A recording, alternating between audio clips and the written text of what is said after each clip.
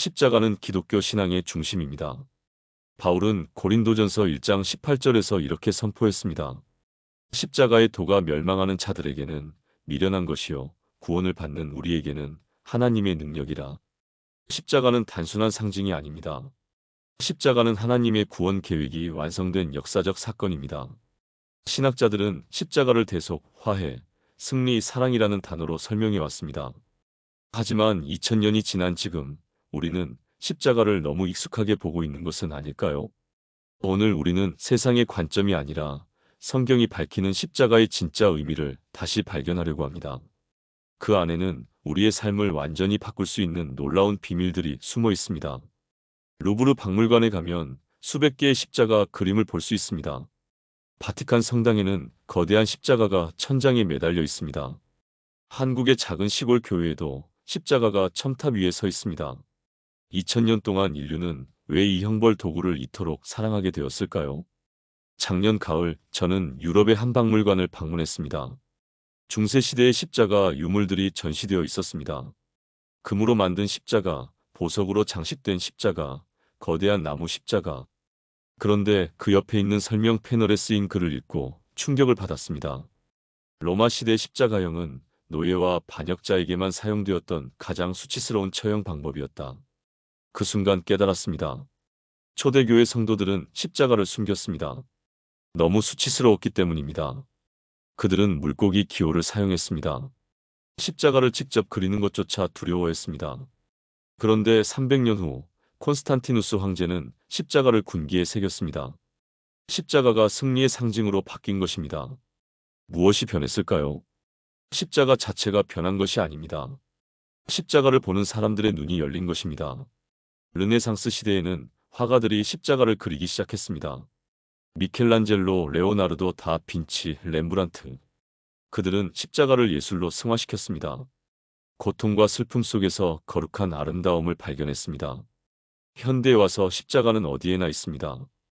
교회 첨탑, 목걸이, 문신, 심지어 패션 아이템까지. 그런데 정말로 우리는 십자가를 알고 있을까요? 며칠 전 한 권사님이 제게 이런 질문을 하셨습니다.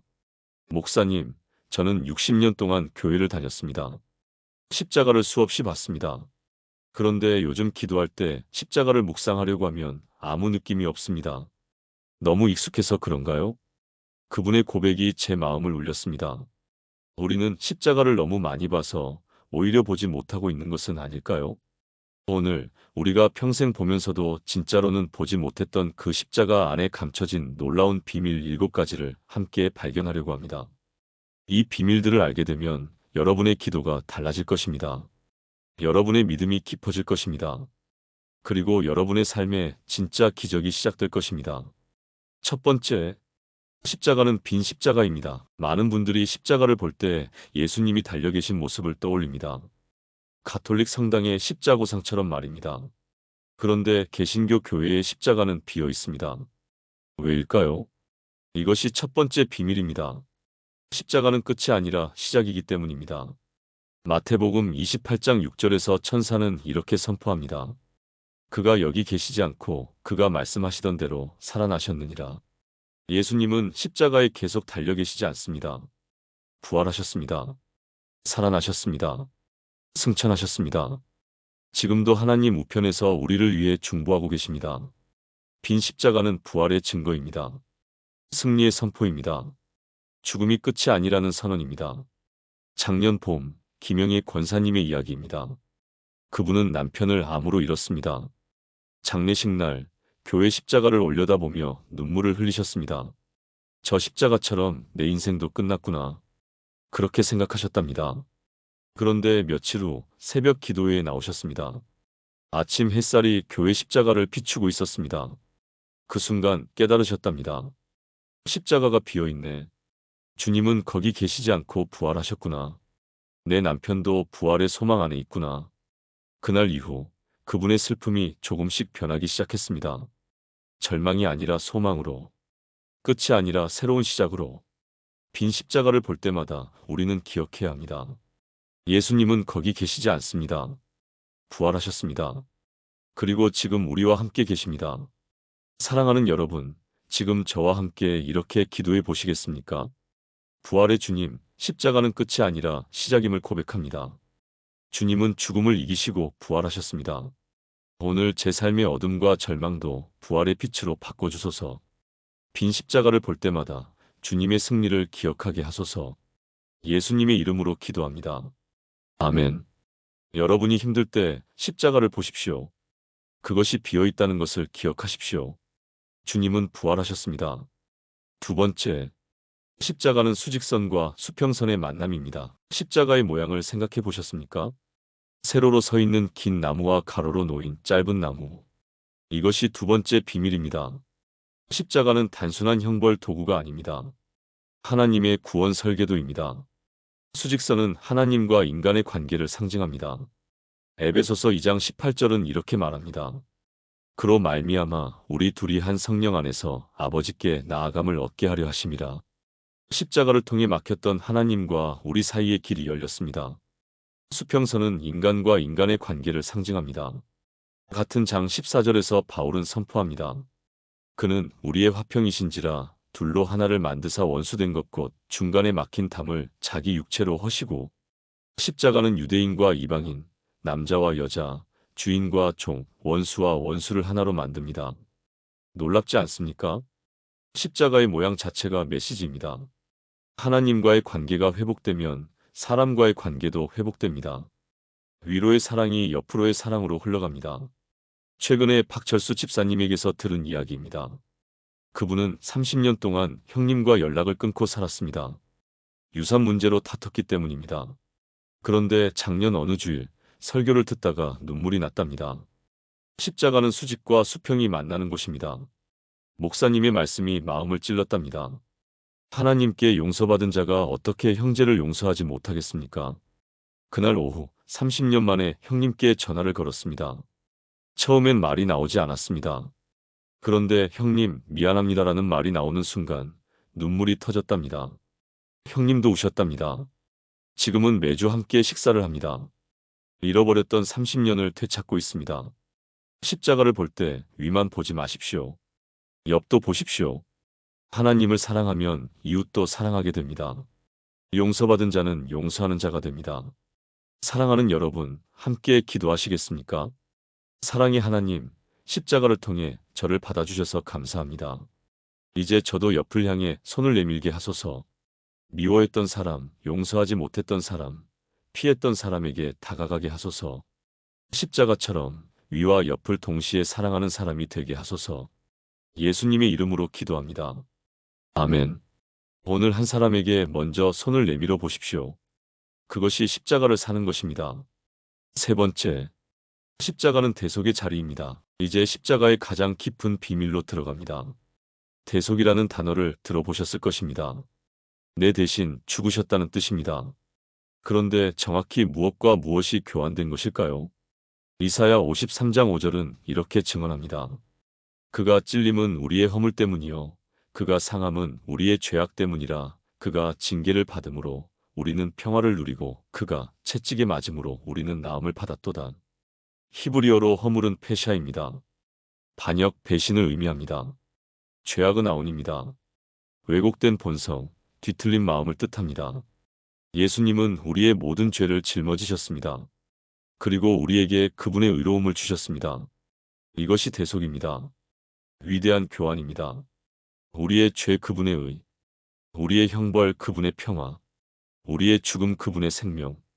고린도후서 5장 21절은 더 놀랍게 선포합니다. 하나님이 죄를 알지도 못하신 이를 우리를 대신하여 죄로 삼으신 것은 우리로 하여금 그 안에서 하나님의 의가 되게 하려 하심이라. 무죄한 예수님이 유죄 판결을 받으셨습니다. 유죄한 우리가 무죄 방면을 받았습니다. 이것이 십자가의 핵심입니다. 이명숙 권사님의 간증입니다. 그분은 평생 내가 부족해서라는 생각에 사로잡혀 살았습니다. 기도해도 응답이 없으면 내가 죄가 많아서라고 자책했습니다. 축복을 받아도 내가 자격이 없는데라고 불안해했습니다. 그런데 어느 날 십자가를 묵상하다가 깨달았답니다. 예수님이 이미 내 죄값을 다 치르셨구나. 내가 할 일은 그저 받는 것뿐이구나. 그 후로 기도가 바뀌었답니다. 제가 부족하지만이 아니라 예수님이 완전하시기에로 시작하게 되었습니다. 2달쯤 지나자 마음에 평안이 찾아왔습니다. 자책 대신 감사가, 불안 대신 확신이 자리 잡았습니다. 대속을 이해하면 삶이 바뀝니다. 내가 해야 해에서 이미 이루셨다로 바뀝니다. 내가 부족해 해서 그분이 충분하셔로 바뀝니다.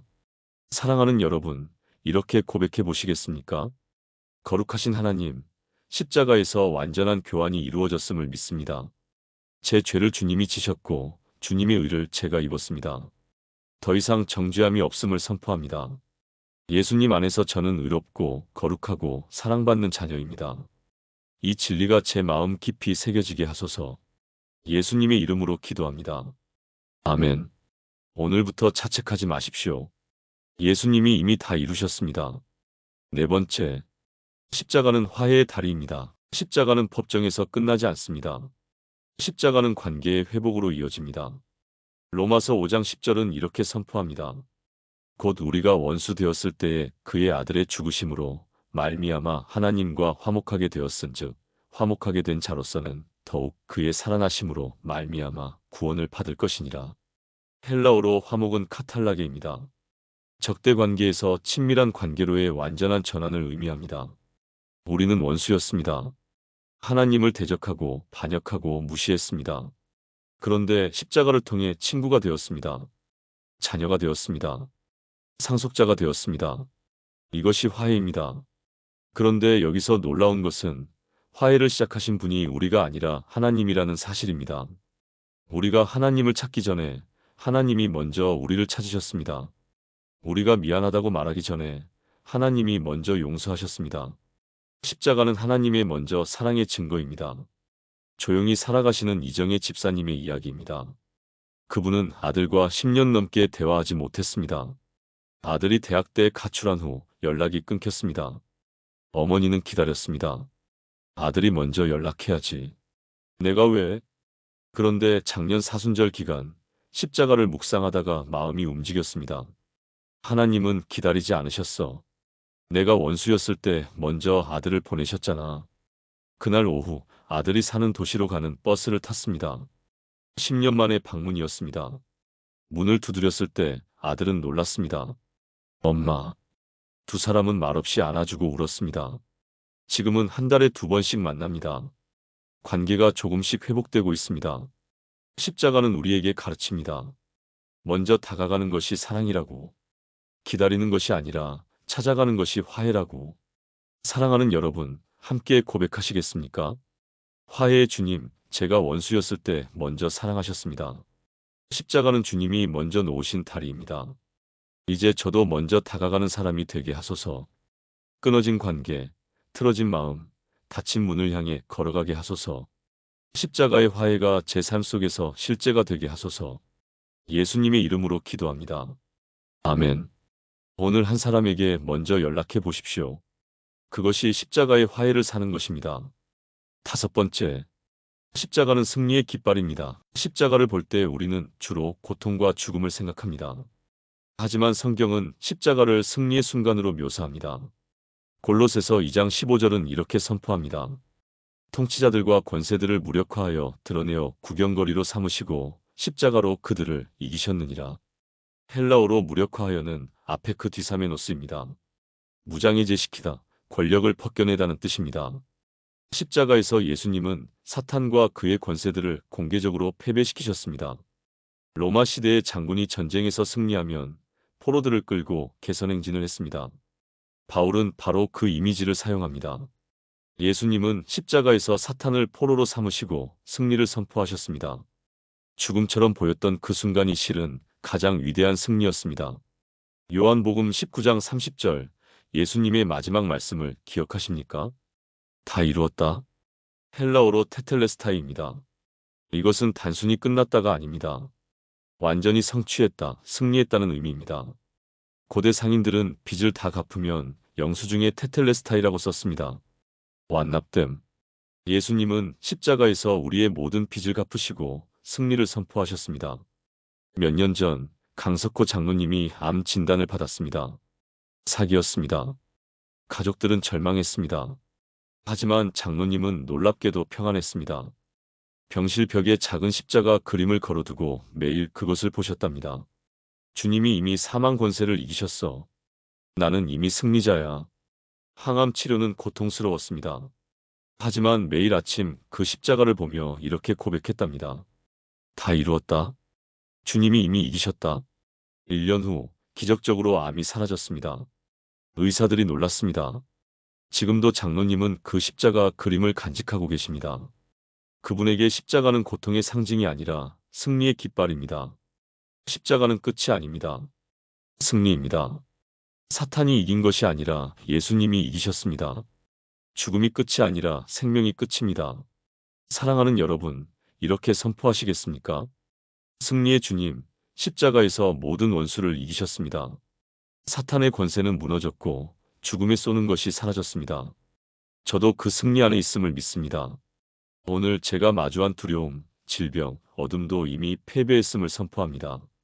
십자가의 승리가 제 삶에서 증명되게 하소서. 예수님의 이름으로 기도합니다. 아멘. 오늘 어떤 싸움이 있습니까? 십자가를 보십시오. 주님이 이미 이기셨습니다. 6번째, 십자가는 사랑의 언어입니다. 사랑을 말로 표현할 수 있을까요? 사랑이라는 말로 충분할까요? 하나님은 사랑을 말로만 하지 않으셨습니다. 행동으로 보여주셨습니다. 요한복음 3장 16절, 우리 모두 아는 말씀입니다. 하나님이 세상을 이처럼 사랑하사 독생자를 주셨으니 이는 그를 믿는 자마다 멸망하지 않고 영생을 얻게 하려 하심이라. 이처럼이라는 단어를 보십시오. 헬라어로 후토스입니다. 이렇게 이 방식으로라는 뜻입니다. 하나님의 사랑은 추상적이지 않습니다. 구체적입니다. 십자가라는 형태로 나타났습니다. 로마서 5장 8절은 더 분명히 말합니다. 우리가 아직 죄인 되었을 때에 그리스도께서 우리를 위하여 죽으심으로 하나님께서 우리에 대한 자기의 사랑을 확증하셨느니라. 확증하셨다는 말씀을 주목하십시오. 헬라어로 쉬니스테신입니다. 증명하다, 보여주다, 확실하게 하다는 뜻입니다. 십자가는 하나님 사랑의 증명서입니다. 의심할 여지 없는 증거입니다. 정밀한 권사님의 이야기입니다. 그분은 평생 나는 사랑받을 가치가 없어라는 생각에 갇혀 살았습니다. 어린 시절 부모님께 버림받았기 때문입니다. 교회에 다니면서도 하나님도 나를 사랑하실까? 라는 의심이 떠나지 않았습니다. 그런데 어느 사순절, 십자가를 묵상하는 시간이었습니다. 하나님이 세상을 이처럼 사랑하사 그 말씀이 마음에 들어왔습니다. 이처럼, 십자가처럼. 그때 깨달았답니다. 하나님은 말로만 사랑한다고 하지 않으셨어. 아들을 보내셨어. 십자가에 달리게 하셨어. 그날 밤 처음으로 하나님의 사랑을 온전히 믿게 되었답니다. 며칠 후부터 기도가 바뀌었습니다. 저를 사랑하시죠? 가 아니라 사랑하심을 감사합니다 하로. 2달쯤 지나자 자신을 바라보는 시선이 달라졌습니다. 나는 사랑받을 가치가 없어가 아니라 나는 십자가 값을 치른 귀한 존재야로. 십자가는 하나님이 당신을 얼마나 사랑하시는지를 보여줍니다. 말로는 부족해서 행동으로 보여주신 사랑입니다. 측량할 수 없고 비교할 수 없고 의심할 수 없는 사랑입니다. 사랑하는 여러분, 이렇게 고백하시겠습니까? 사랑의 하나님, 십자가는 주님 사랑의 증거입니다. 말로만이 아니라 행동으로 보여주신 사랑을 감사합니다. 아무리 의심해도 십자가는 분명히 말합니다. 하나님이 너를 사랑하신다고. 오늘 이 사랑을 온전히 믿고 받아들이게 하소서. 그리고 이 사랑으로 살아가게 하소서. 예수님의 이름으로 기도합니다. 아멘. 의심이 들 때마다 십자가를 보십시오. 그것이 당신을 향한 하나님의 사랑입니다. 7번째, 십자가는 매일의 부르심입니다. 지금까지 우리는 예수님의 십자가를 묵상했습니다. 그런데 마지막 비밀은 놀랍습니다. 우리에게도 십자가가 있다는 것입니다. 누가복음 9장 23절에서 예수님은 이렇게 말씀하십니다. 또 무리에게 이르시되 아무든지 나를 따라오려거든 자기를 부인하고 날마다 제 십자가를 지고 나를 따를 것이니라. 날마다를 주목하십시오. 헬라어로 카드 헤메란입니다. 매일 하루하루 끊임없이라는 뜻입니다. 십자가는 2000년 전에만 있었던 것이 아닙니다. 오늘도 있습니다. 내일도 있을 것입니다. 자기를 부인하고 자기 십자가를 지는 것. 이것이 제자의 삶입니다. 자기 십자가란 무엇일까요? 자신의 뜻이 아니라 하나님의 뜻을 선택하는 것입니다. 자신의 편안함이 아니라 하나님의 부르심에 순종하는 것입니다. 자신의 영광이 아니라 하나님의 영광을 구하는 것입니다. 이것은 한 번의 결단이 아닙니다. 매일의 선택입니다. 윤상철 집사님의 최근 이야기입니다. 그분은 작은 회사를 운영하고 계십니다. 작년에 큰 계약 기회가 왔습니다. 하지만 조건이 있었습니다. 주일에도 일해야 했습니다. 고민이 깊었습니다. 회사 사정이 어려웠기 때문입니다. 그날 밤 기도하다가 이 말씀이 떠올랐습니다. 날마다 제 십자가를 지고 깨달았습니다. 십자가는 오늘도 있구나. 오늘 내 선택이 내 십자가구나. 다음 날 그 계약을 거절했습니다. 쉽지 않았습니다. 한 달은 힘들었습니다. 하지만 두 달 후 더 좋은 계약이 들어왔습니다. 주의를 지킬 수 있는 조건이었습니다. 지금 그분은 말씀하십니다. 십자가를 지는 것이 손해가 아니라 축복이더라고요. 날마다 십자가를 진다는 것은 거창한 것이 아닙니다. 오늘 하루 하나님의 뜻을 선택하는 것입니다. 오늘 만나는 사람을 사랑하는 것입니다. 오늘 주어진 일에 최선을 다하는 것입니다. 오늘 유혹을 거절하는 것입니다. 작지만 분명한 선택들이 모여서 십자가를 지는 삶이 됩니다. 사랑하는 여러분, 마지막으로 함께 고백하시겠습니까? 십자가의 주님, 예수님만 십자가를 지신 것이 아님을 깨닫습니다. 저에게도 제 십자가가 있습니다. 오늘, 지금, 이 순간 제 뜻이 아니라 주님의 뜻을 선택하게 하소서. 날마다 주님을 따르는 참된 제자가 되게 하소서. 이것이 가장 복된 길임을 믿습니다. 예수님의 이름으로 기도합니다. 아멘. 오늘 무엇을 선택하시겠습니까? 그것이 당신의 십자가입니다. 지금까지 나눈 십자가의 7가지 비밀을 하나의 기도로 드리겠습니다. 함께 기도하시겠습니까? 전능하신 하나님 아버지, 오늘 이 시간 십자가의 놀라운 비밀들을 깨닫게 하셔서 감사합니다. 십자가는 비어있어 부활의 증거가 되고 수직과 수평이 만나 하나님과 이웃을 연결하며 대속의 자리에서 위대한 교환이 일어나고 화해의 다리로 원수를 친구되게 하시며 승리의 깃발로 사탄을 무너뜨리시고 사랑의 언어로 하나님의 마음을 확증하시며 날마다의 부르심으로 제자의 길을 보여주심을 고백합니다. 저는 오늘 선포합니다.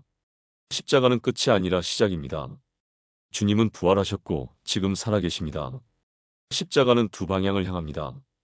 위로는 하나님께, 옆으로는 이웃에게 사랑을 전합니다. 십자가에서 완전한 교환이 일어났습니다. 내 죄는 주님이 지셨고 주님의 의는 내가 입었습니다. 십자가는 하나님이 먼저 놓으신 화해의 다리입니다. 내가 원수였을 때 먼저 사랑하셨습니다. 십자가는 승리의 깃발입니다. 사탄과 죽음의 권세는 무너졌습니다. 십자가는 사랑의 증거입니다. 말로만이 아니라 행동으로 보여주신 하나님의 사랑입니다.